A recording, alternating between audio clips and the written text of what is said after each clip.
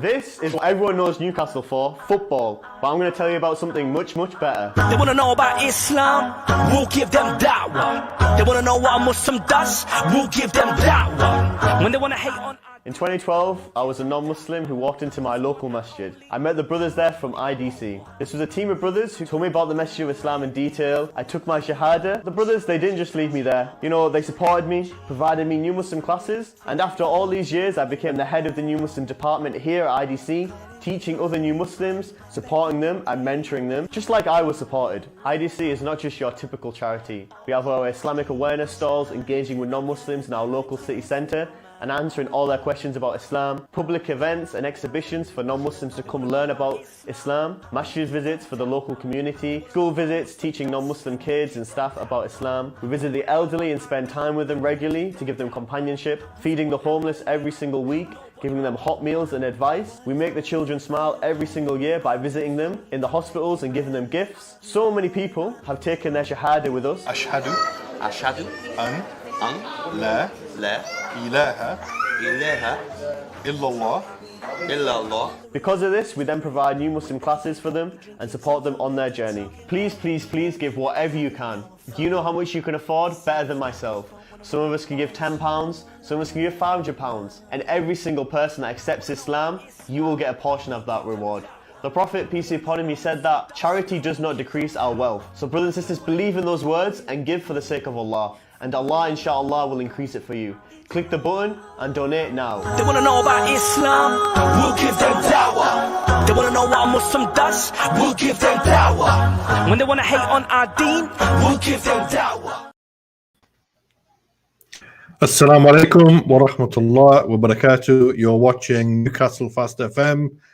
This is the Late Show Live, and this is nearly end of Ramadan, boys. It's possibly the last odd night of Ramadan. Subhanallah, how quickly it's gone. Let me introduce our co-host, Brother Jamal. Assalamu alaikum. How you doing, brother?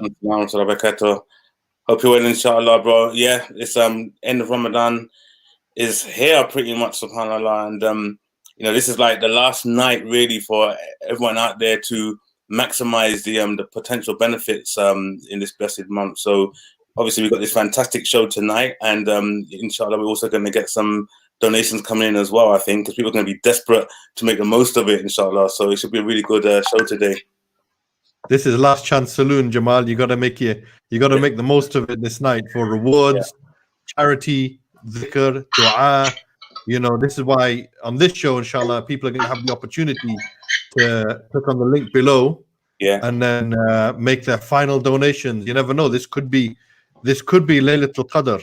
Allah knows best. Absolutely, and you might get your rewards multiplied manyfold. So the reward of 1,000 months. You know, subhanallah. So this is the opportunity for everybody. Click on the PayPal link below and make your donation tonight, inshallah. Or you can go on to supportidc.com and make those last minute donations, you know, maximize the rewards while you have the chance. Absolutely. But good. So this is going to be an interesting show. I mean, Jamal, last night's show was hectic, yeah. That was an interesting show. Yeah. But today's going to be interesting as well, inshallah, because we're going to talk about some stuff. In fact, I'm hoping to hear some very interesting facts, unknown facts about Muslims in Britain and Islam in Britain. So I'm very excited to introduce our guest for this evening, our dear brother. He's old school, you know, Jamal. He's from the old school crew as well. I know. Abdul Malik Tailor. Assalamu alaikum. Wa alaikum salam. How are you? Thank you for having me. Alhamdulillah, good, man. You're from the 90s boys as well, yeah? Yes, I am. I'm one of those ones. I'm from the 90s. That's absolutely from the good old days. He had some very valuable VHS tapes, recordings of Speaker's Corner, mashallah. So we know he's well old school, man. You remember those days, yeah? Yeah. Some people watching probably don't even know what a VHS is. Yeah, that does happen. Yep. Some people are like, the kids thinking, what's that? Yeah, it's very true. Let's introduce our guest, Abdul Malik. Tell us a little bit about yourself, bro. Tell us, obviously you're a revert to Islam. I am. You have been involved in the dawah for such a long time. Yep. You tell us a little bit about your life pre-Islam, prior to Pre-Islam. Islam, Okay. about your I your grown up, your background, your history. Tell us a little bit about yourself, bro. Sure. Pre-Shahada. I was born in London, UK, and I was a practicing Hindu. I was the most practicing Hindu in my family, as well as amongst my cousins as well. And I belonged to a Hindu sect, if you like, called Satya Sai Baba, that believed in multi-faithism. And, you know, they had a bit of a philosophy where no matter what faith you belong to, you still reach the top, the goal, which was paradise. So, for example, if you took, it didn't matter what, you know, by analogy, or something I do recall is that the example they would use is, you know, a mountain has different paths to get to the peak. So it doesn't matter what path you take, you still get to the top. And it's like also, you know, God, Jesus, they were all one in the same, just different names, just like water can have different names in different languages, but in essence, it's all the same. So we had this type of setup, if you like. And I grew up in a semi-Jewish neighborhood, and I went to a Church of England school. And I was the one who, I was going to church as well. And I was the person putting up the hymn numbers in church as well. So I had a very nice exposure to the different faiths, if you like. However, when it came to Islam, in this sect, all we was told was that that the Prophet Muhammad, peace be upon him, prophesied this man God. And you know, we used to practice and celebrate the different religious festivals: Jewish, Buddhist, Sikh, Hindu, Christian. But when it came to Islam, what do you think happened? No celebration. No celebration whatsoever. So it was just you know, and it's say, you know, you realize after a while that this ain't making sense in terms of what you're practicing. And I did actually try to find out about Islam after I was going to a college on the opposite side of London. I had to wake up in the morning a bit more earlier, and I used to see these Muslims going to a mosque, a local mosque, and I'm thinking to myself, you know, initially it was a bit of like taking the mick out of them under my breath, thinking to myself, what is this that these guys can't they afford the razors with the big bushy beards, and what's with these long skirts they wear? Can't afford a pair of scissors? What's going on here? But you know what happened? Day in, day out, I kept on seeing this after Fajr. So you know what happened then? It hits me. Hold on a minute. These guys are praying at time they've been told to pray. Not like myself. I could pray when I wanted to wake up and do my pratna then. And that's, you know, that curiosity then to find out, well, what's going on here? Why are they doing this? That's what, you know, if you like, it started where the ball started rolling in terms of trying to find out about Islam. But then I went to my Pakistani friend. I asked him 3 times. I went round onto his house on 3 occasions. First time I can't remember what excuse he made. Second time he said, I'll have to have a bath. I go, what for? He's just to read a book. And also I think he meant to do wudu. And I thought to myself, boy, that's a bit like OTT, just to read a book. So I left and I came back after a few weeks. I said, fine, I'll have a bath or whatever. Just give me the Quran. I just couldn't understand, why is he my Muslim friend not willing to give a Quran to me just to read? No, just there and then I'll be happy to read it. Not take it outside of his house or anything like that. But that's when I asked him the 3rd time. He goes to me, well, you know, the Quran's wrapped up, kept on top shelf, you know, so it doesn't become dirty. And my mother's the most religious and practicing person in the family, and I'll have to ask her. And like, I was like, yeah, Auntie G's just next door. I can hear her. And he goes, no, I can't do that because she's got a guest and everything like that. It'd be seen as disrespectful. And I thought to myself, you know what? Forget it. I'm gone. That was it. So I didn't get my first Quran from the Muslims I knew. It actually came from my Mauritian Hindu friend that I did pilgrimage with to India to see this man God, Satya Sai Baba, and he actually threw it at me as well. And it was Abdul Yusuf Ali Quran. So that's what I was, you know, I was into. But then I was like thinking, thy, thee, thou. I'm thinking, okay, let's get back to Shakespeare now. That was the old school English translation. Old school one, yes, absolutely. I think that was the most popular translation of the Quran back in the days, because there wasn't as many varieties like we get today. Basically, you've got a few different options, but I think back in them days that was the only one that was printed en masse. Anyway, yes. So, I mean, we had the Marmaduke Pickthall one, but that wasn't widely available. No, not only did we have to learn how to read Old English, but we also had to count in Roman numerals as well, didn't we? Because it had that. Oh yes, yes. Yeah. That's true. Isn't it? So it's English and maths. Do you we remember, learn at the do you same remember the time. audio? Do you remember the audio translations? They sounded just like you were reading it. And like this old, it sounded like this old, like upper Yeah. class Englishman Yeah. reading it in English and stuff. It was probably an Uncle G though. Say again? It was probably an Uncle G though. Probably. With like immaculate English and stuff. Yeah, the little mashallah. Yeah, I remember them very well, really well. Yeah. Mashallah. But you know what happened at this time? For me, I was quite heavily dyslexic as well. So, you know, I had some Dawah literature. I had, was it Bilal Phillips's Fundamentals of Tawheed book as well. And I remember it was taking me 20 minutes just to read a page of Fundamentals of Tawheed. That's how long that was, you know, my reading was taking. And, you know, but now, you know, people don't notice the difference in terms of my reading. It's obviously vastly, you know, improved. But that was a trial in itself. And I thought, like, you know, do I really want to be reading or whatever? But, you know, as I say, I was trying to mainly kind of persevere to kind of continue reading. Yeah. I think it's amazing actually that the fact that you struggled with it and you still persevered with it to read the Quran. And even though that first experience that you probably had might not have been the best experience, you know, when your friend didn't give you a copy of the Quran and you wanted to read it, right? So that can be off-putting for many people. No, absolutely.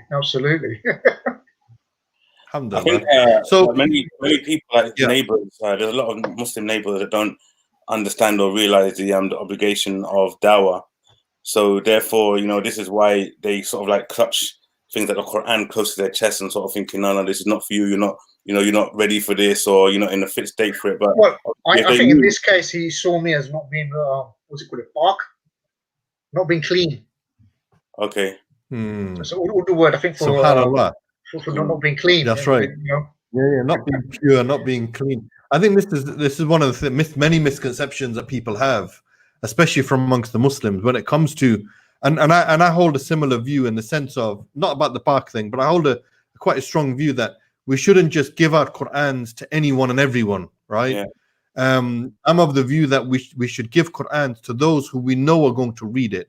Yeah. Meaning, if somebody's interested, even if after a conversation, and they turn around and say, yeah, I would like to read that, then of course you have to give them a copy of the Quran. Even sometimes, having said that though, when you give a copy of the Quran to a random stranger who would never have even thought about picking up the Quran, but genuinely will read it, you know, that can open up somebody's heart as well. But you know, there's a fine balance, I think, that you have to have. But with this brother, I think, may Allah guide him, he didn't know any better. And that's why, in his view, you have to be pure to read even the English translation and stuff like that. So it's one of the things that we as IDC are very keen people understand what the religion of Islam is. And we say, let the Quran speak for itself. You know, let the non-Muslims understand Islam by the words of Allah subhanahu wa ta'ala, or the translation of the words of Allah subhanahu wa ta'ala. Because this is something that, I had some Dawah literature that was saying, you know, things like this. And I thought to myself, well, you know what? I'm going to actually research it myself. So I started doing comparisons between Hinduism, Christianity, and Islam. So one of the things, like in favor of like Islam, was that it was revealed in the Arabic language, a living language. When I looked at Christianity, who did I knew Aramaic? I asked around, you know, people hierarchy in terms of Christianity, and in Hinduism, I could not find anyone who knew Sanskrit. I didn't know anyone. In fact, I didn't know anyone who knew Sanskrit. I didn't know anyone who knew Aramaic. And even to this day, when I have conversations with Christians, I say to them, find me a Bible and give me the Bible in Aramaic. And so, you know, 9 times out of 10, they're thinking I'm saying Arabic. I said, no, Aramaic, the language that Jesus bin Maryam actually spoke on Islam. But, you know, where is it? You know, so that, you know, when I looked at in terms of the language as well, it went in favor of Islam. The concept of the Trinity I looked at as well, the Council of Nicaea, 325 AD. That's when it was established. We believe as Muslims, yes, the early Christians that were upon the monotheism of Isa bin Maryam, we classify them as Muslims. And what happened afterwards, generally from the Council of Nicaea, that's when, if you like, the doctrine basically changed. And Hinduism, in Trinity, you said you've got the three-headed god, but then in Hinduism you've got multiple gods. So what was the difference in this case? Yeah, subhanallah, and I think it's one of the reasons why getting those clarifications are so important. That people have these conversations and be confident having these conversations as well. Don't be like, there's no shyness when it comes to showing the beauty of Islam and showing what Islam actually stands for. And as the brother said yesterday, rightly, that Islam has the solutions to many of the modern day problems that we're facing today, right? So it's one of the reasons why tonight I'm going to constantly encourage all of our viewers to support the Islamic Diversity Center, who is at the forefront of giving dawah in the northeast of England. And without the support of your du'as, your donations, your moral support, your volunteering support, we're not able to achieve the things that we can achieve in the front line. So you saw the video at the beginning. We're going to play the video at the end of the show, and we're going to encourage everybody to please click on the link below and donate tonight, inshallah. So this is an opportunity for everybody. Anyway, let's get to your shahada, bro, and life after shahada. Let's discuss about what was it that give you the final step to accept Islam, and then what was your first experiences as a new Muslim? No, in terms of the final steps, I think the more and more I kept to researching, perhaps that's where my interest started in terms of all my research. But it was like I always came back to Islam as far being the part that had the answers. But then, like, I thought to myself, how about let me go and speak to somebody of knowledge? And I went to a Turkish mosque, but then I realized that the person there only knew Turkish and I actually knew only English. And I thought, how are we going to communicate? But then there's a lecturer who came along and started translating. I think it got lost in translation or somewhere about me wanting to become a Muslim. And just then I thought to myself, well, how much more am I going to keep looking at Islam and doing comparisons? And I thought to myself, yeah, okay, I want to become Muslim now. So then there was like, mashallah, whatever. And then there's another discussion about me having a bath. And I'm thinking to myself, what is this with the bath? Can somebody please tell me? Also, I think they meant like having a wudu, ghusl, or whatever. But the Imam said, look, he doesn't need to tell you any of that. He can just say his shahada. So I went into the prayer hall and I sat at the back, and all I could see, like, for eternity, for us, I was concerned at that time that there were people just going up and down doing the extra Qur'ani prayers. But at that time I didn't have a clue when's it going to finish, or how long it's going to be, etc. And but then it eventually finished, and I went forward and I said the shahada. It was explained to me the 5 pillars of Islam and Imam, which obviously I had read up upon as well. And I said the shahada, and that's when people started hugging me. The men folks started kissing me. That was a bit uneasy, I've got to be honest, but it was on the cheeks, not the lips. And but you did feel that sense of like brotherhood, which if you like, in my previous days I hadn't actually experienced as such, that physical type of bond, and it was different. It was an amazing experience, basically. But once by the way, this is actually in Ramadan now. And the previous year I'd fasted in Ramadan, and I was washing my dishes and putting them away. And I returned back after Maghrib, so nobody knew that I was fasting. But now the time when I've actually done Ramadan this time, took Shahada, it's like, well, I had to fast, and I was fasting, I was waking up, I was having my suhoor meal, and I was leaving the dishes this time in the sink. So a bit naughty that time. But, living in a Muslim community in Walthamstow, East London, my family members kind of gathered that I was fasting, and it initially started off from the parents as verbal abuse, then it went to actual physical abuse as well. And we had a pet dog, and in the dog's lead was used on me. I had glass thrown at me. I had alcohol being attempted to be poured down my mouth and everything like that. It was I even had boiling water chucked over me by other family members as well, and that type of physical abuse didn't really stop, and that was quite it's disheartening. It's coming from the family, but you're obviously reading stories in terms of what happened when you looked at those situations then, which was the worst of the two. But now looking back at it, I think somebody said to me, "Do you think that you would have been killed?" My honest answer would be yes. Because what happened at this time was that I had actually. And this was from your family, yeah? I'm sorry? This was from your family members? Birth family, yes. And, you know, the other part to deal with this is that by this time, I was actually with the police as well. And just as a disclaimer, nothing to do with the police now, so don't worry. And, you know, even, you know, being with the police, certain people would think that's a form of protection. But in this case, it wasn't. That's how much hatred they had. So, Abdul Malik, what was it that kept you steadfast at that point then? Why did you not just throw it away and just say, this is not worth it, I'm going to just go back to what I was before? What kept you together with that? A lot of people do ask me about this. I mean, this was my first lifetime experience, but what happened was that I couldn't. The way I say is that, you know, Allah subhanahu wa ta'ala had given me the greatest gift possible, and that was my deen. And I've not looked back upon it. Because even recently, my mother died, and I spoke to my maternal aunt, and you know we had an honest discussion as well. Because my mother, although she was born a Hindu, she appears to have died upon Christianity. So you know she tried to introduce my aunt, her sister, to Christianity as well. And me and my aunt were discussing this as well. My aunt did actually say, "Do you think, even with like your next life experience that you had in terms of my messy divorce and domestic violence that was perpetrated onto me, are you still content of being a Muslim, etc. as well?" And I said, yes. I won't give up on Islam. It's like, you know, and that's what yaqeen, it's a certainty, basically. I'm not going to give it. No matter what trial I will go through, I'll still remain upon it. SubhanAllah. I mean, it's interesting because on the one hand, and you mentioned earlier on that with your belief in Sai Baba and the belief that, you know, all paths lead to the top of the mountain, and all religions, you can choose whichever one. But then as soon as you became Muslim and you accepted Islam, this all was of that went out the window.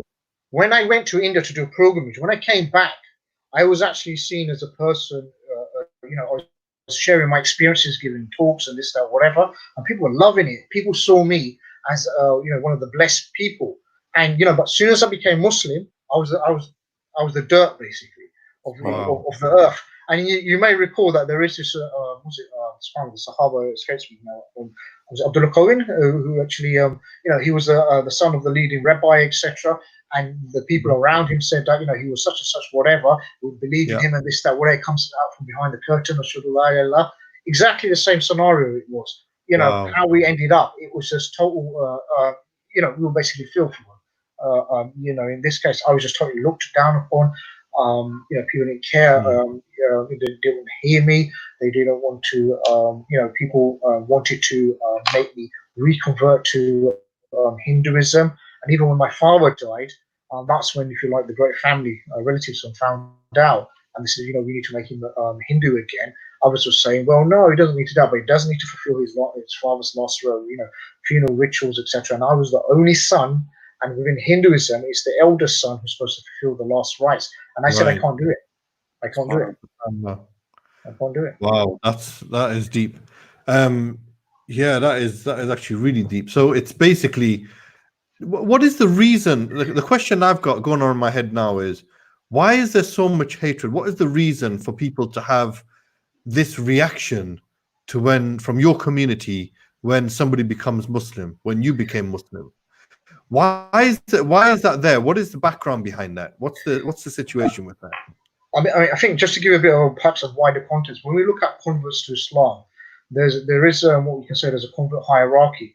But if you perhaps happen to be a white convert, you can get the least amount of abuse. Black converts, you may get some abuse. But as I say, the brown converts get the most amount of you know, abuse, and it will be physical. It can be people trying to kill you as well. And there have been cases of where former Hindus who've converted to Islam have been killed. Like at the moment, it's people don't recognize it as Hindu extremism for some strange reason. It's not looked at that. And former Sikhs as well. I've heard of Sikhs as well. Instances where brothers and sisters who've converted from Sikhism face similar, if not worse. I mean, you know, I know examples from 25 years ago, 20 years ago, 15, 10, 5, or where former Sikhs and former Hindus have had to escape from their house because they had family members with baseball bats, hockey sticks, cricket bats at either side of the road, waiting to give them and swords. Swords as well. Yeah, sorry, yeah, and swords as well. And this does exist in modern day Britain, but nobody's discussing it. It's crazy, isn't it? It's crazy, and I've done a number of safeguarding courses by the local authorities, etc. And I raise this with them when it comes to domestic violence as well as what's known as spiritual abuse. At the moment, safeguarding courses, when they're looking at spiritual abuse, they tend to it's mostly looked at jinn, witchcraft, and FGM, etc. They don't look at this part to do with when one converts to a different faith. That's just seen as just normal crime. At most, it may be seen as domestic violence. Subhanallah. Islamophobia, actual spiritual abuse. It's just ignored, basically. Is that what you're saying? It's just ignored, absolutely. And I have other professionals, who are there. Once I explain to them that work I do in terms of mentoring different Muslim converts, and as well as leading some workshops, etc. And that's when they become more comfortable and they want to know about it. And they say, look, we don't know how to approach these new Muslim converts. They recognize there's a lot of youth embracing Islam, and that to them, they're fearful of it because we don't know what to do. And sometimes the youth are being referred to prevent because if they don't do it, then there's a repercussion upon them that they've not made the referral, and perhaps it could be a tick box exercise. Yes, we made X amount of referrals to prevent. This is happening. This is reality, but there's no discussion about it. Yeah, I mean, it's interesting because on one hand, and this is the I guess the double standards to some extent, but on the one hand, when we hear about stories of Muslims leaving Islam, becoming ex-Muslims, yes, they get a lot of media attention. Right? Absolutely. Absolutely. And this is the interesting thing. They'll get put on the front of a TV. They'll even get funding if they need to. They'll get protection. They'll get whatever for fear of reprisals. Yes. But yet, when it's the other way around, when people accept Islam and they get kicked out of their homes, they get abused from family members, physically, verbally, and psychologically. They may go through some extreme hardships and even criminal activities towards them. Yeah. No one says a thing. You're absolutely spot on. You're absolutely spot on. But having said that, there is a bit of a situation when it comes to the brown converts. They're not prepared to speak about their experiences, and that's a challenge in itself.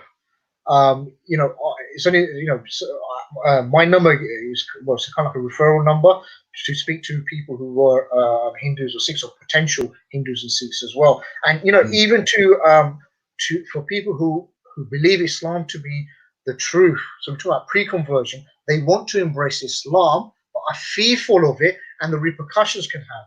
That in itself is a vulnerability, and that in itself is a crime. But people don't realize that. But this is not what we get. What doesn't get relayed to the media, and it's a difficult situation. Why is it? The media would prefer ex-Muslims to be given all the media attention. However, those Muslims who are facing those trials of being, I just put it plain and simple, near enough being killed or being killed, they're not being given the media attention. No, there's no discussion. The only thing in terms of Muslim converts where we get some sort of limelight is when it's related to terrorism and radicalization, as opposed to the positive work and the trials that we face internally. But people don't even realize the path that converts can lead, the slippery slope to radicalization. There is this part where if Muslims are converts, it's a fact, they face great isolation. Isolation in itself is a vulnerability. Vulnerability can lead to radicalization.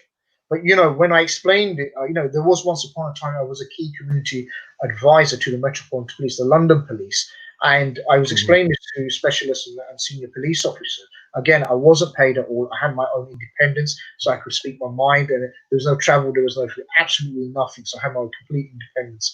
When I was telling them all this, they know what they said to me. Abdul Malik, you're the first person to raise the issue of the Muslim converts to us, because we've had historical all these meetings with Muslim organizations, Uncle G's, Auntie G's, whatever, but no one's raised the issue of the Muslim convert community. Subhanallah.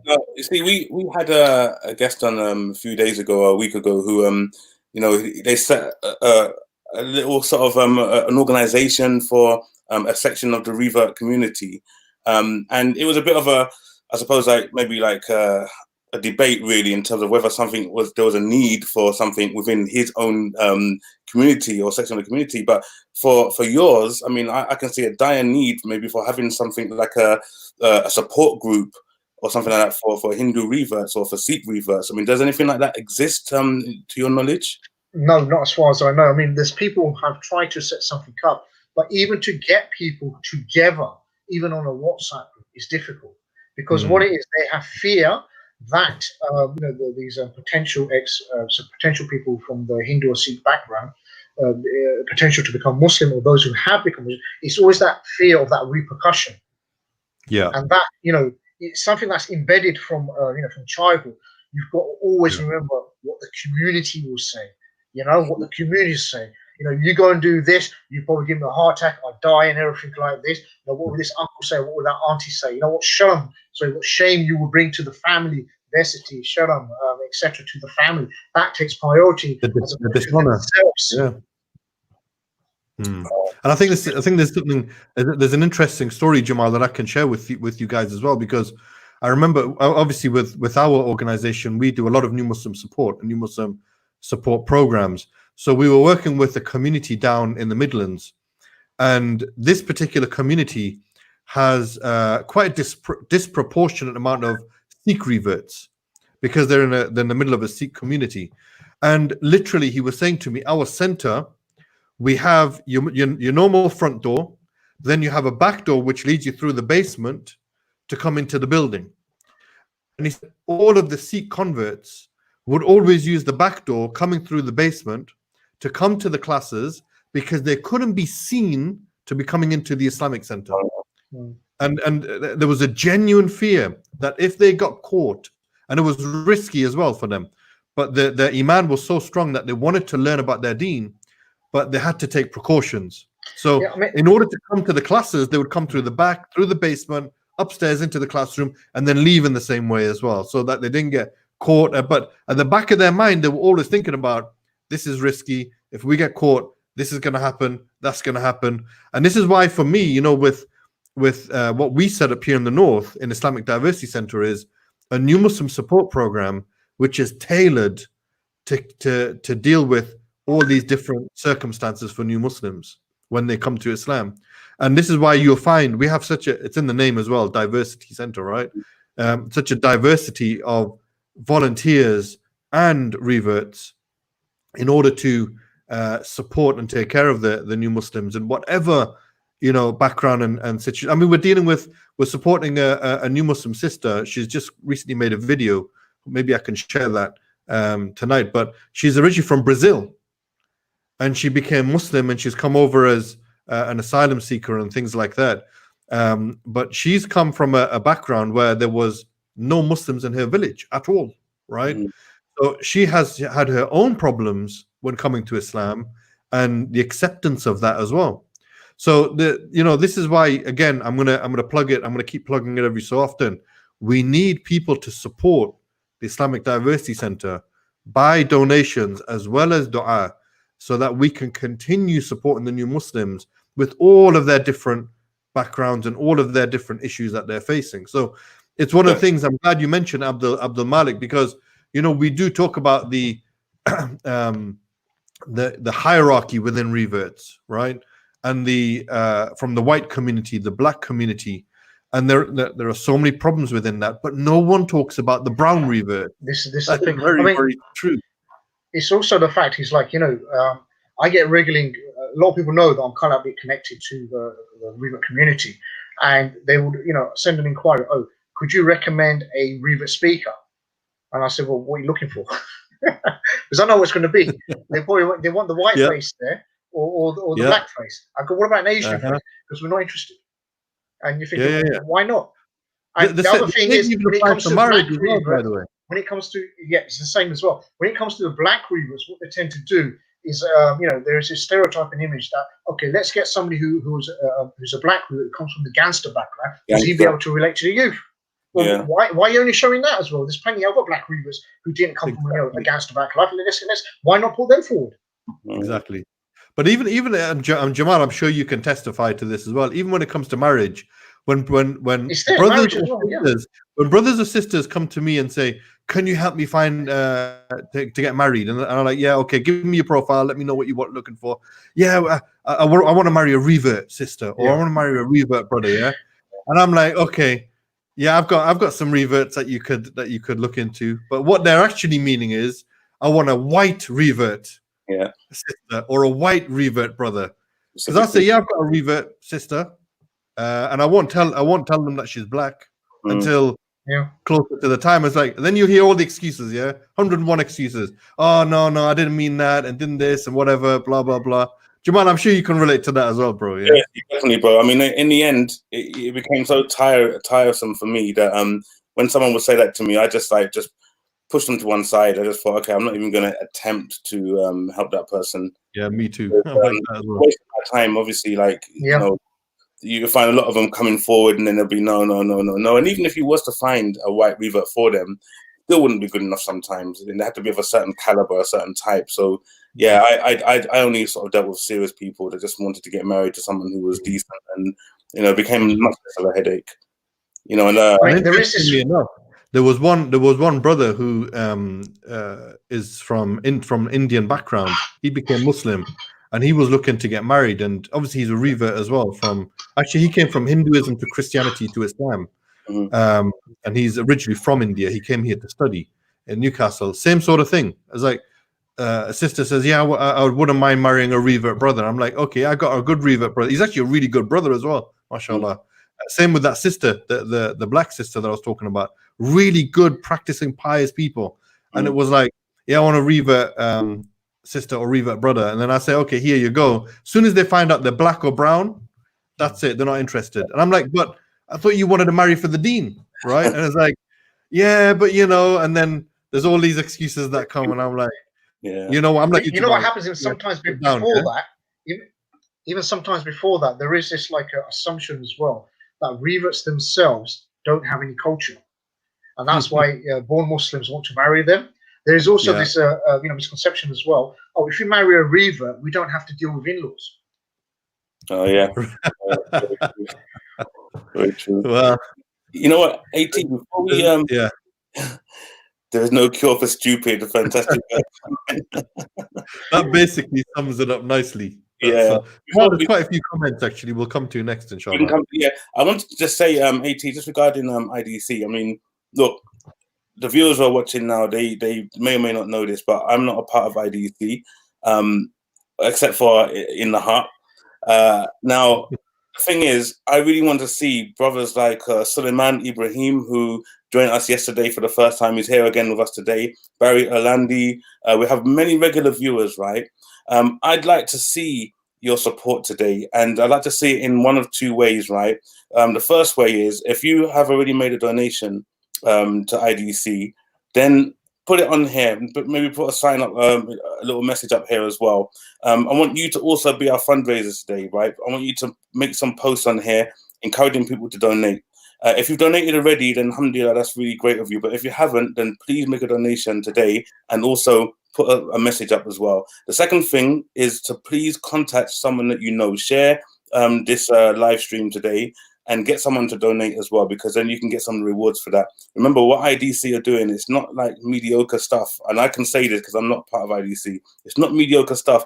We saw guests who came on this show who were talking about, having their own little separate groups and stuff like that. Well, we have IDC dealing with everyone. And therefore, you have to donate today, inshallah. And this is the 29th night, so you can get double rewards for it, inshallah. A multitude of rewards. So please, Suleiman, Barry, and all the others, Muslim BB, everyone else that's watching, let's see your support today, inshallah. Right, I'm going to start now because I know we're going to soon get on really juicy stuff of now, before we move on, can you read some of the comments, please? Sure. Bro, yeah. Yeah, absolutely. Let's do the comment, and then we're going to go into Muslim history tours, inshallah. Inshallah. So we got Khan Afghani saying Salaam alaikum to all my brothers. Wa alaikum salam wa rahmatullah. Interesting topic. Jazakallah khair, guys, for your efforts, mashallah. Suleiman Ibrahim, who was misbehaving yesterday, but mashallah is back and he's really with us today, alhamdulillah, and I'm really glad you're back as well, mashallah, bro. Jazakallah khair. He said, interesting topic. I think I said that already, didn't I? Yeah, that's fine. Was it the next one? Some of Newcastle Fast FM, some of the people of knowledge stated that if one of the odd nights fall on the night of Friday, it's more likely to be Laylatul Qadr. Sheikh Ibn Baz, tonight is the 29th night and the night of Friday, Jummah. Maximize rewards tonight. If you're looking to donate in charity tonight, please consider the Islamic Diversity Centre. Donating just £35 on this night could be equivalent to £1 million. We did the maths. So to donate £35, go to paypal.me, Islamic Diversity. Yes, subhanAllah, this is the last night. This is the time when you can actually make an investment. Trust me, you've got some money, you can use a bit of money, you can spend a bit of money. Tonight is a night to do it, and you won't regret it, subhanAllah. There's many, many examples of when someone makes a donation and they get the rewards for it afterwards. It's like an investment. Sulaiman Ibrahim, police are very overstretched. They don't care at the moment for such low-level crime. They are even releasing prisoners due to COVID, etc. Well, we're not talking about now anyway. Sorry? We're not talking about now in lockdown. We're talking about pre-lockdown. Yeah, exactly. He also says, also the reverts should use wisdom. The prophets are during his time, they converted secretly 14 years until they all became very strong as a community.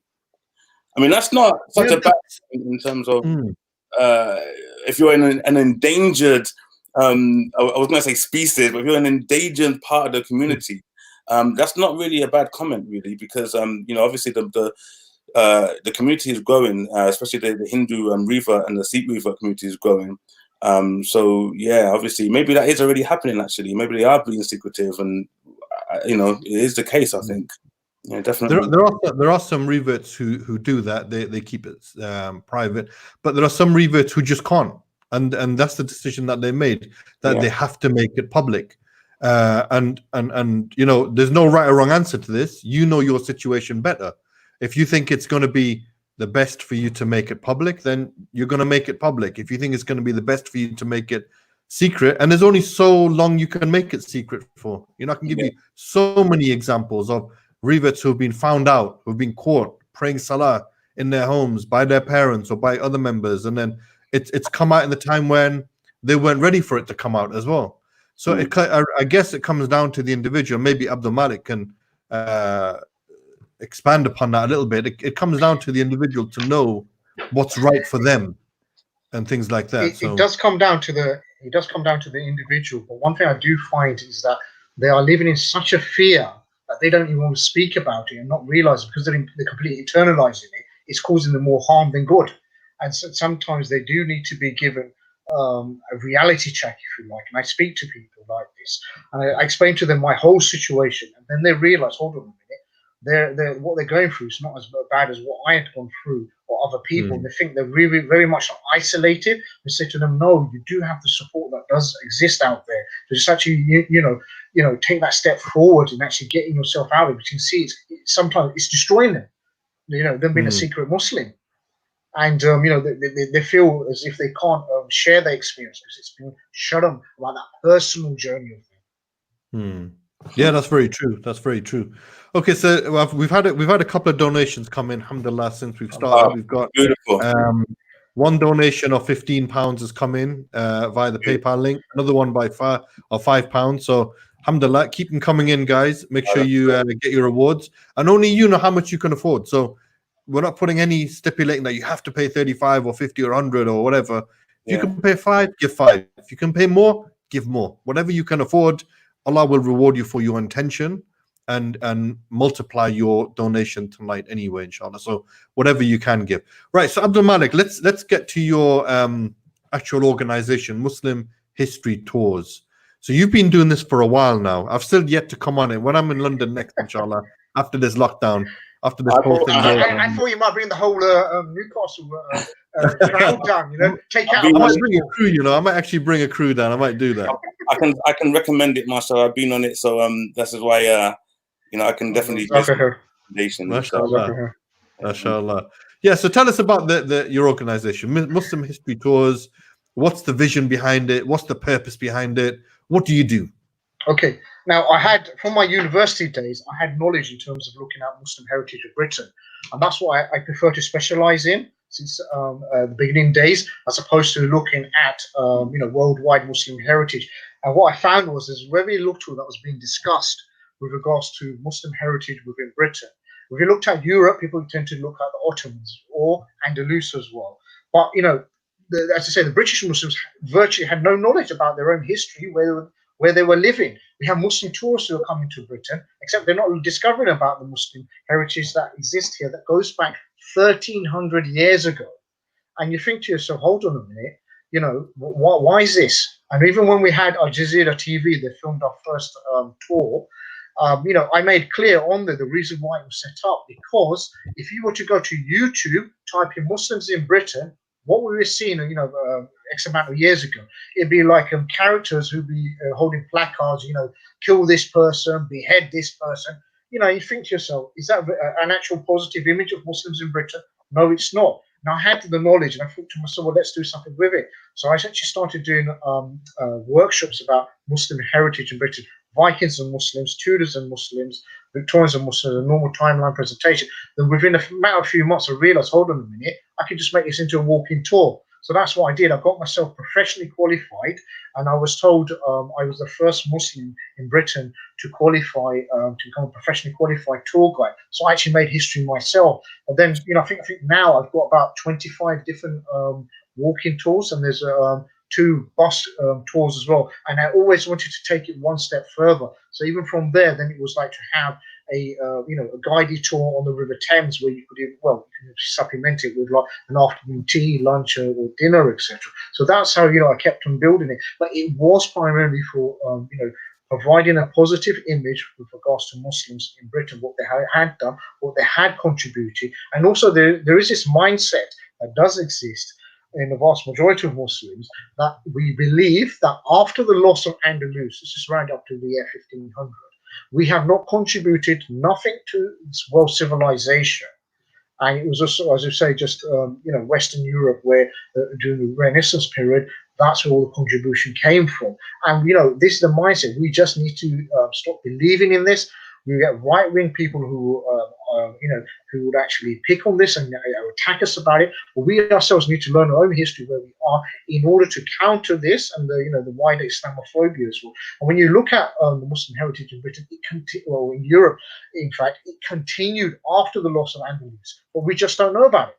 And we are wondering ourselves, why don't we know about it? It's ourselves to blame. Of course. How long? What has been the Muslim contribution to Britain? How long ago was it? The first interactions between the Muslims and Britain. Okay, the first interaction we have is to do with a gold coin, which has the Shahada on it, and that's to do with King Offa. King Offa was the king of Mercia, which is it was a big kingdom in England that used to border along Wales, and King Offa actually built what's known as Offa's Dyke as well, a barrier between England and Wales, and he actually built defences against the Vikings as well. And this would be going back to about the 771 as well.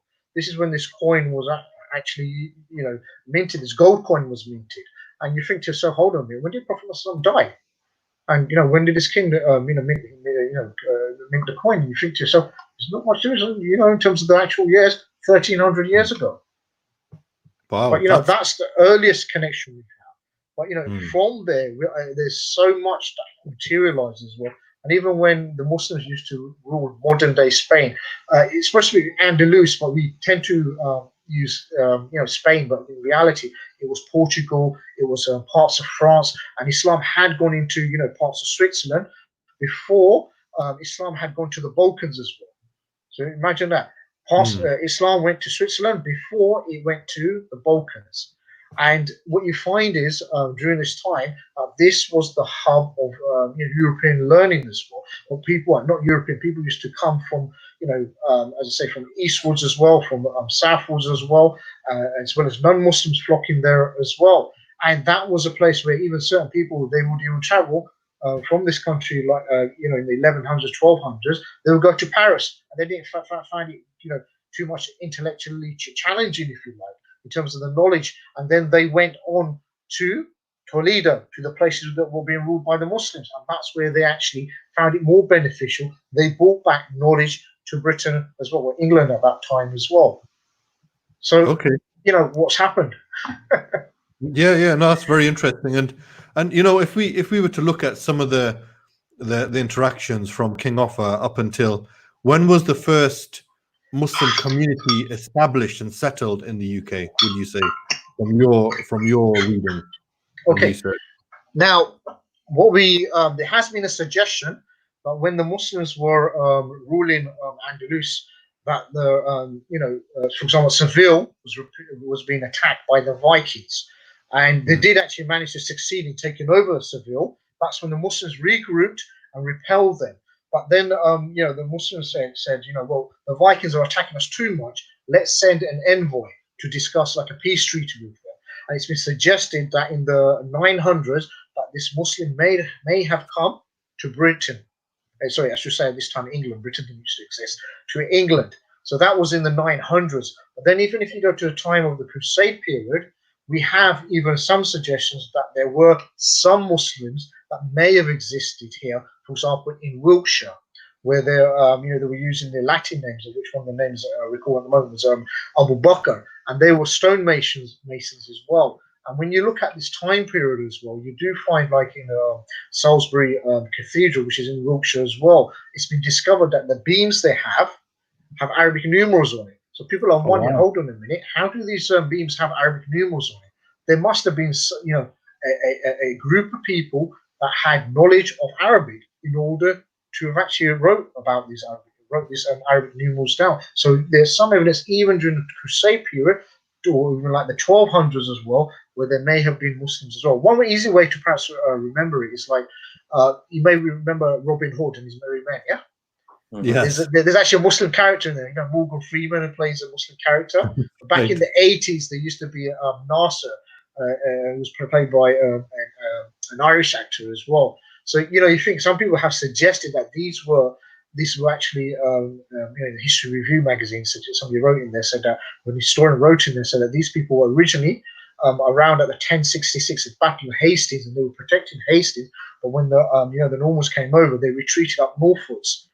Etc. So there is that possibility. How truthful it is a different case at the moment, but there is that suggestion by some historians that have actually suggested it as well. But then even if you go, there have been Muslims, even in the 1500s as well. Some of them were working for the royal family in England. King Henry VIII. You had John Black as well, who was a trumpeter. It's where he wears a turban, as well as it was known that he came from North Africa as well. So then you also have the entertainers in the kingdoms in Scotland as well, and as well as there was a kingdom called Dalrymple as well. They were having exchanges with Muslims as well. It's been said that Muslims came over into Scotland during this Dalrymple kingdom. You also then, if you look at the time of what we would call over here we call it the pirates, but there's a whole decolonization by the word, are they privateers or pirates, etc. That's another discussion. But there were English pirates as well who were Muslims in reality. I mean, English we have pirates. English pirates, yeah, like John Ward, and he's a character that's been Hollywoodified into what's the Pirates of the Caribbean character? Jack Sparrow. Yeah, Sparrow. Yeah. It's after John Ward. But then you also had the Ottomans. They came over to Britain. There are some Muslim historians, and I've heard them as well, that they state that the Ottomans never made it to Britain. And I said, no, that's wrong. They did make it to Britain. And they say perhaps, okay, well, they didn't come militarily. They did. And there's an island in the Bristol Channel which was used, called Lundy Island, which was used as a regional Ottoman base as well. And, it belongs to England. But there for 5 years, they were, occupying this island as well. So we had a community on Lundy Island as well, which people don't know about. Right. You know, there's even as we go along, then with the East India Company, you know, ruling half the world and plummeting the riches of the countries as well. Muslims were coming back, as it was known as Alaska sailors, and you know, around the Docklands or you know, other you know, shipping locations as well. They had communities of Muslims there from the 1600s onwards as well. So there are, you know, but then where there's more been written about is like Woking community, Liverpool community. That's where you perhaps at the moment we have the most amount that's been written. But you know, we've had Moroccan ambassadors coming here with their own little communities as well, where it's been said that, you know, they were doing their own halal chicken as well. You know, so there's probably some tagines there in 1600s in Britain as well. You know, they were facing eastwards doing the salah as well. This has been written about. Subhanallah. I think that you mentioned Liverpool and Woking, so we're talking sort of mid 1800s here. Just onward. after 1800s, yeah, about 18, Yeah, so it's the 19th century, and Yes. it's interesting because over here up in the northeast and South Shields, equally we have one of the oldest Muslim communities from the Yemeni community as well, who came as part of the British cargo ships from Aden, and they docked here in the port of Tyne, and That's that was right. in the mid 1800s, and they basically established their own community from that time. It's been said one of the houses. earliest. It's been said one of the earliest race riots was in this place as well. Oh, Shields, yeah, 19. I think it was 1919 or something like that. 1919, yeah. That's Yeah, right. something like Somebody that. smuggled in a camera to take some photographs as well in the court case. Yeah, yeah. They called it the Black Riots, actually. That's right. Yeah. Because it was from the indigenous white community who were also working class. Working class as well. Against the Yemeni sailors, and I think the Somalis as well. But because you know, the classic thing of they stole our jobs and they're taking our women and all that sort of stuff. And nothing's new about that one. But this, you know, so it's one of the first early riots actually that took place. The first bits of fighting, but and it was recorded in the what was it, the Shields Gazette. They recorded it and they talked about it in the Shields Gazette. You can probably still get it online. But yeah, so it's interesting that, you know, you've got a community that's been here for so long. And this is the interesting thing, I guess a lot of people are going to ask you, and they'll ask you a lot, Abdul Malik, is, well, if the Muslims have been interacting with the English for so long, since you said since basically the 700s, right? Yeah. And then the 900s.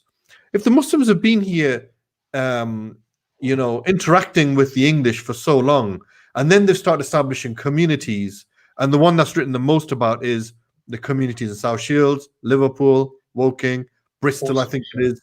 And they've been here for so long, and Cardiff as well, actually. Cardiff is the other one. As a community, we're talking like 150, 200 years now. How long does it take for a community to settle somewhere, to be accepted as part of that society? I mean, is 150, 200 years not long enough? It's a valid question. It's a valid question. I think, like with any other like community that's came to Britain, there's always been this question with regards to how long it takes for them to be British. So before us, we could look at perhaps the Jewish community. When they came over here, they weren't seen to be too British, and therefore, you know, they anglicized their names.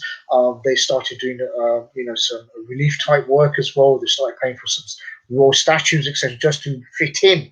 And you know, before that, we even had like the Huguenots who came over from the 1600s or so. And again, it was a similar situation. But it's a valid question.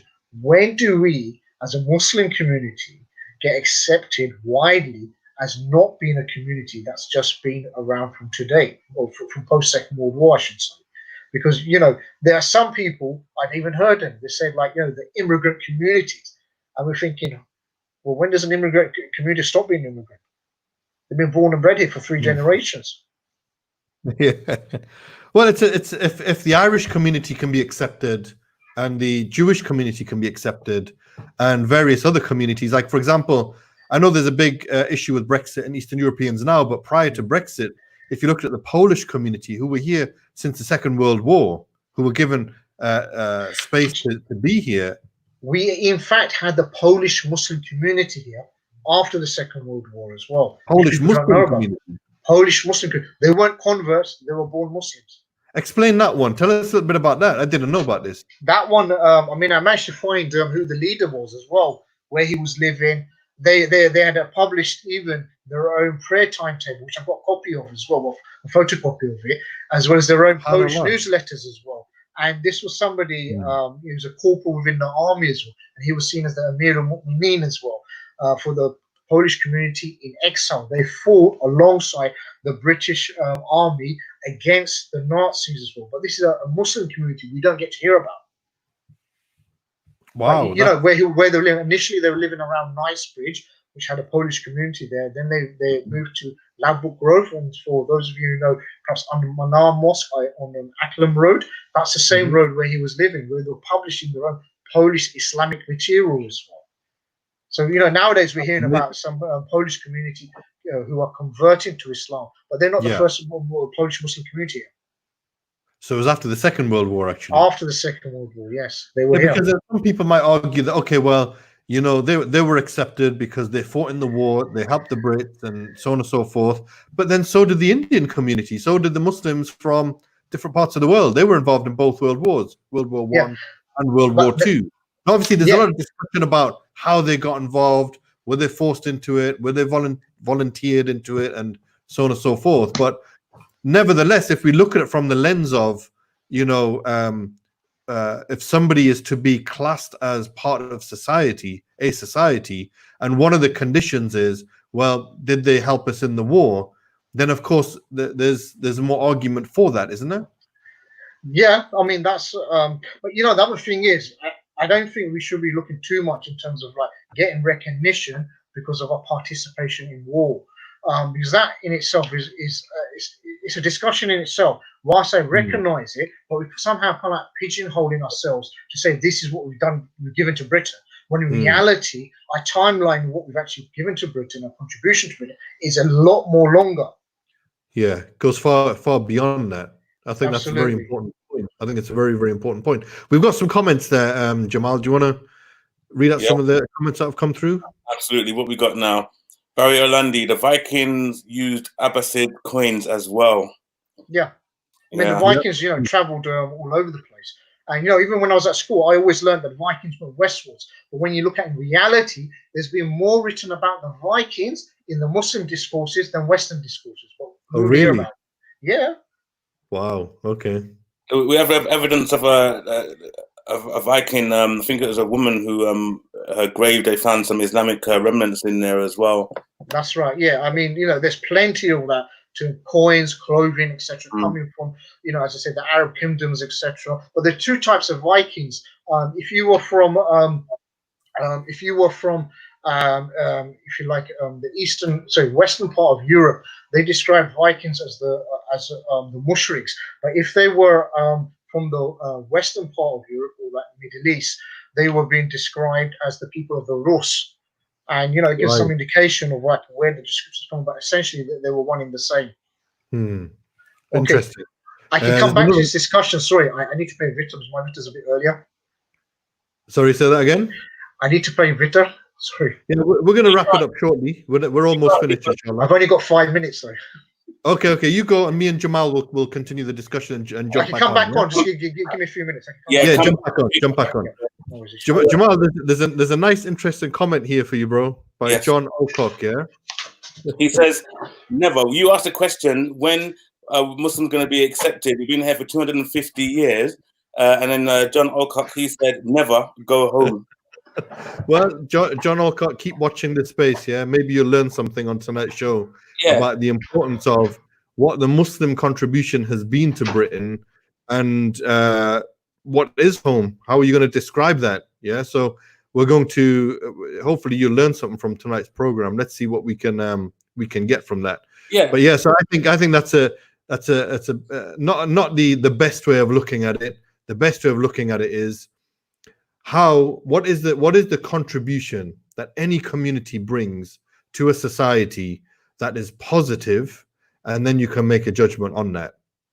Yeah, so it's one of those things. I don't know what your thoughts on that, Jamal. What are your thoughts on that? First of all, I wanted to say it's a pleasure to have someone like John actually watching tonight, because obviously, you may be coming from a different perspective, wondering, okay, what are those Muslims up to and stuff like that. But it's really good because, obviously, to understand that the contributions, as Abu Tayyib has rightly said, that you cannot deny the contributions that the Muslim community has given to the UK. And Muslims in the UK, we regard ourselves as being British citizens. We don't regard ourselves as being something on the outside. And obviously we all breathe the same air. We all, we shop in the same places. We are part of the same community. And, John, you probably have a Muslim neighbor who you may dislike Muslims, but of a surety, those Muslim neighbors may be helping your mother. If her fence was broken, if she needed something, they'd be helping her with that. And I'm sure that you have within yourselves as well, you would help your Muslim neighbors as well. And that is exactly what the community is all about. So whether you like it or not, these things cannot be denied. And that's why, like I said, it's a pleasure you being here today, because, maybe you can kind of get a little bit more insight as well. And obviously you can enjoy the rest of the show, and maybe you can contact IDC, come down and visit in Newcastle, and obviously you can. Yeah, man, you're more than welcome to, John. It'll be a pleasure to discuss some of these things, and hopefully remove some of the many misconceptions that you have about Islam and Muslims, and then you will see the value of what Islam actually brings. Yeah, of course, you get good Muslims and bad Muslims, there's no doubt, just like you get good and bad people in every community. But what we're talking about is, what does Islam teach? And it'll be good for us to have that discussion so that you can have a better understanding. And I'm almost certain, when you understand what Islam actually is, what we believe, what we practice, our moral, ethical code of life, I'm pretty sure that you'll be in agreement with most of that's being said, if not all of it. So definitely encourage you. You'd come running to it, definitely 100%. Like there's many Muslim converts who, maybe might have been a bit antagonistic towards religion as well. But when it just boils, when you cut to the chase and you go to the details, you realize, well, this is actually for me. This is actually man. Absolutely. Yeah. Look beyond the headlines, John. Look beyond the headlines. Don't buy into the propaganda. Find out for yourself. Find out the truth. We've got another comment by who's that? Dana Qadir. Assalamu alaikum, brothers. Wa alaikum assalam wa rahmatullahi wa barakatuh. So for those of you who are just coming on with your comments now, inshallah, just want to say jazakallah khair for those of you who made those donations earlier. As I said before, as you can see down the bottom there, you got the link. I'm not part of IDC, so I can really push it as much as I need to and as I want to, because there's so many benefits for this now. Like I always say that you got some people, for example, who in your bank account now, you've got money sitting there, right? Now, the thing is, that money that's sitting there, many of us, we have set that money aside, not for a rainy day, but for something like, okay, maybe you're building an extension in the near future. Maybe you're buying a new car, new motorbike. You're buying something and that money's sitting there, which means that you don't need that money right now. So what better way to invest some of that money than to make a donation to IDC for the dawah? Right, and then we got Timmy Rudolph come and join us, mashallah. There he is. Alhamdulillah, we're going to come to you in a second. But yeah, that money's sitting there. It's a fantastic investment. Trust me, because you won't feel the pinch, because that money's sitting there. It's in your savings, right? So you'll still, inshallah, you'll still eat tomorrow.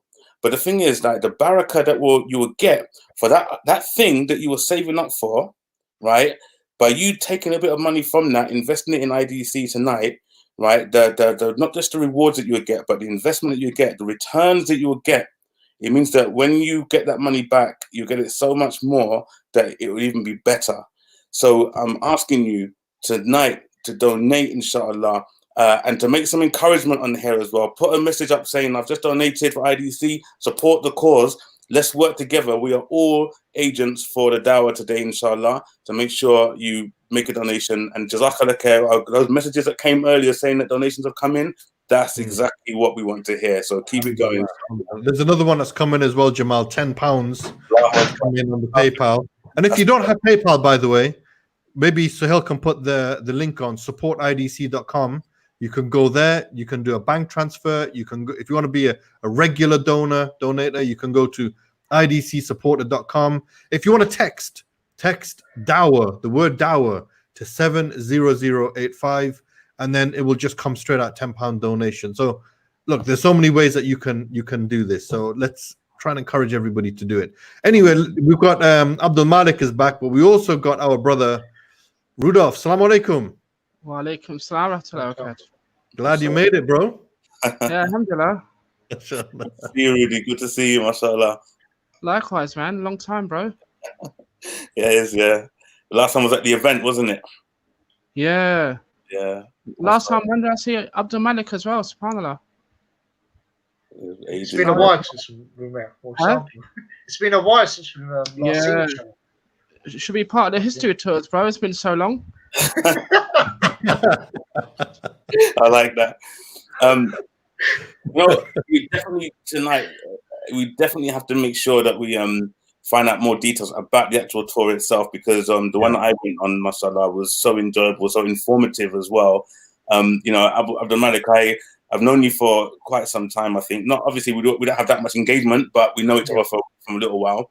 And you know, I would consider you to be a bit of a dark horse, right? Because you know, mashallah, I've spoken to you on many occasions, but when I went on that tour, and then this person just came up with that red fez, and I just thought, wow, it was just amazing. He had the microphone and he started to give all this information, and it was brilliant. I really, really enjoyed it. And I would actually, the one that I went on, I would actually willingly go again quite happily, inshallah. And I probably will do when all this lockdown and stuff is over.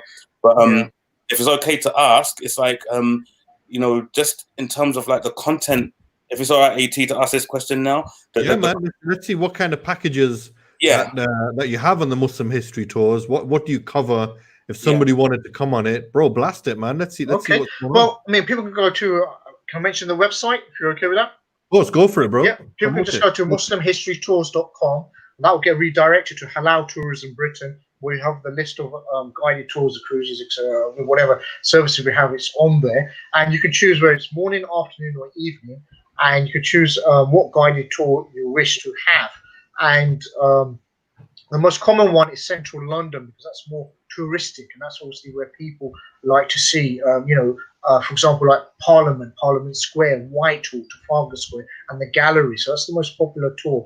And, you know, on that tour, you can even see, like, for example, you know, we go to a site where Arabic was being taught in the 1600s. You know, who would imagine that, you know, opposite Parliament, a place that taught Arabic. You know, you just never imagined that. You'll also get to see a plaque that has the Hijri calendar written on it as well. Would you imagine that in Britain? In central London? That's something for Tommy Robinson to think about. You know, what's the Muslim connections to the world famous Trafalgar Square? It has at least 5 Muslim connections to Trafalgar Square, but people don't know about it. And it's just like, you know, who were the early Muslim visitors then? What were they doing? You know, what were they seeing? Where did they have their dinner as well? We take you to all these places where people can discover this. And you know, the rate is £30 for an adult, and it's £16 for a child who's 8+.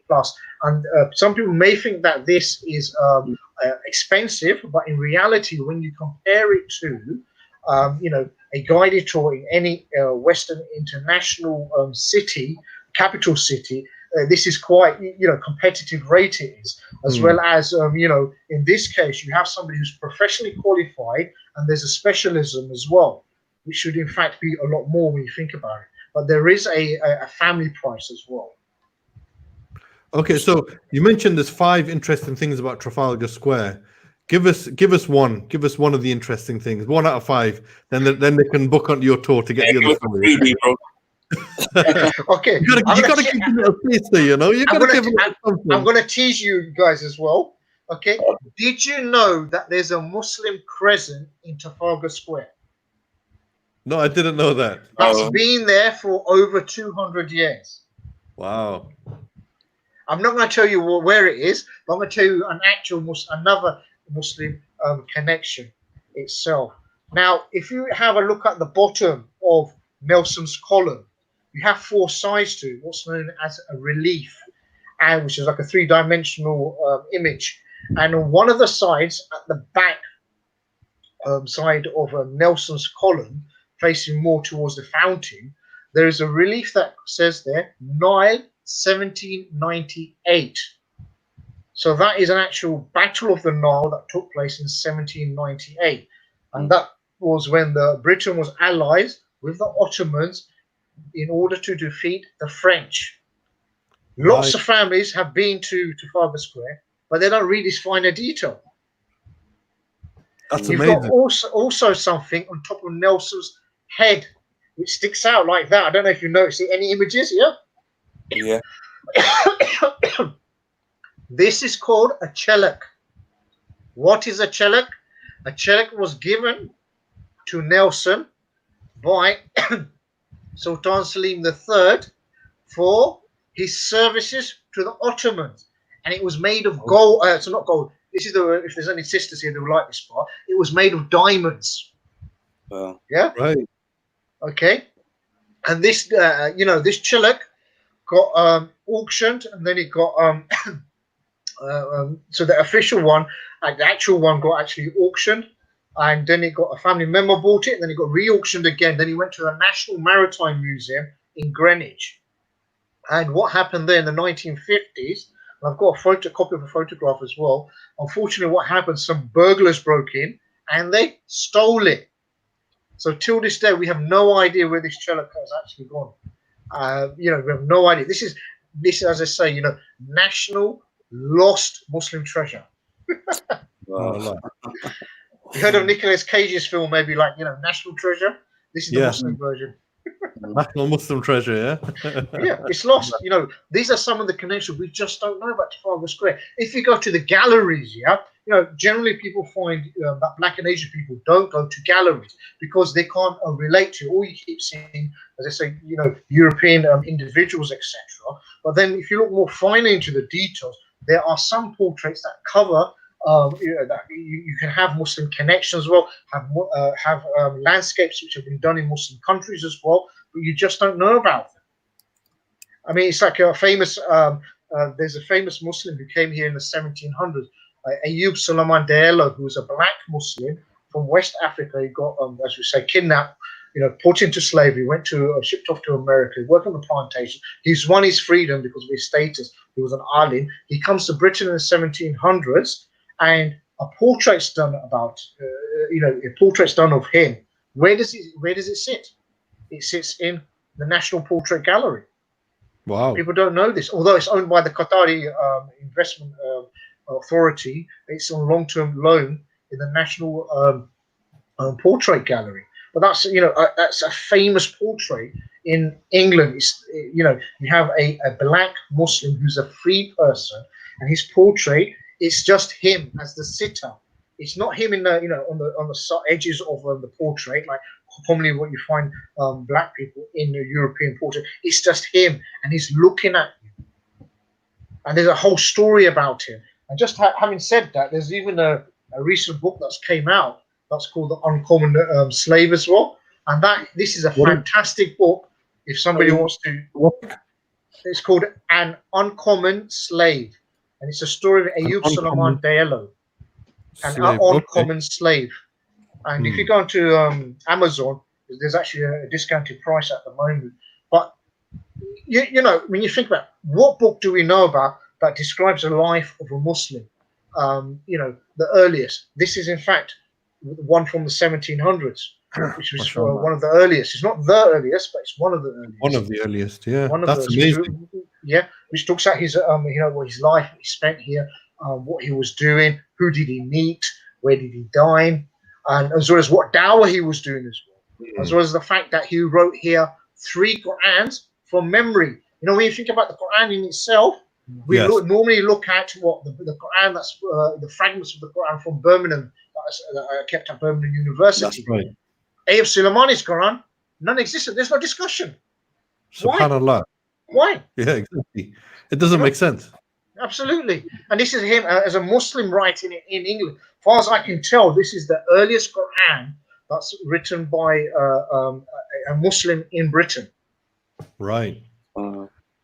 That's amazing. I mean, so much interesting history there, Abdul Malik, and I definitely recommend everybody to go on the Muslim history tours. Inshallah, as soon as I get the opportunity, I'm going to do it as well. Once we have lockdown. Yeah, once this lockdown thing is over, yeah. But having said that, I am actually running some online sessions now as well, where we can have like a virtual tour, maybe of the British Museum, National Portrait Gallery as well. National Portraits Gallery is closed for 3 years now, so you won't be able to see Ayub Suleiman's portrait in person. Okay.